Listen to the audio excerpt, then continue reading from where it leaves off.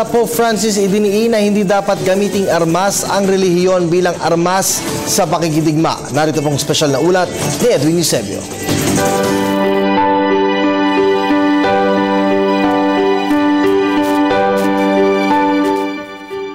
Sa kanyang pakikipag-usap sa mga interreligious groups sa Sri Lanka, idiniin ni Pope Francis na dapat magkaisa ang mga mananampalataya sa pagtatakwil sa karahasan.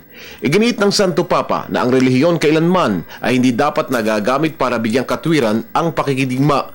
Ito ang pahayag ni Pope Francis sa harap ng mga Buddhist, Hindu, Islamic at Christian leaders sa kanyang pagbisita sa Sri Lanka na nagsimula kahapon at magtatapos bukas. Ayon sa Santo Papa, marapat na maging coexistence at tigapagtaguyod ng kapayapaan ang alinmang relihiyon at itakwil ng mga ito ang anumang karahasan.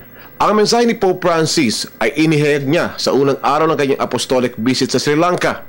5 taon matapos na ang naturang bansa ay tinapos ang may 30 taong civil war sa pagitan ng Sinhala nationalist at mga rebelding Tamil na naging sanhi ng kamatayan ng may 60,000 mga tao.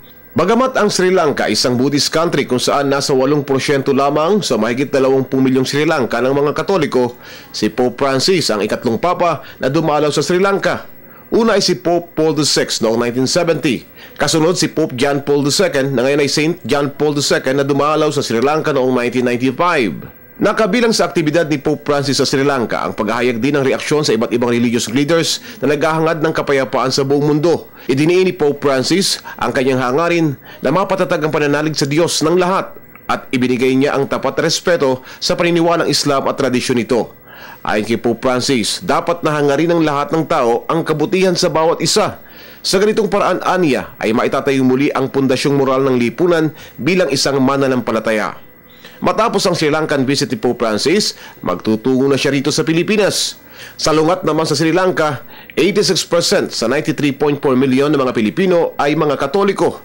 Hindi man naging magulong lubha ang politika sa bansa, sinalanta naman ang Pilipinas ng ilang mga malalakas na bagyo, lindol at iba pang natural calamity sa mga nakalipas na taon. Para sa Telebisyon ng Bayan, Edwin Eusebio.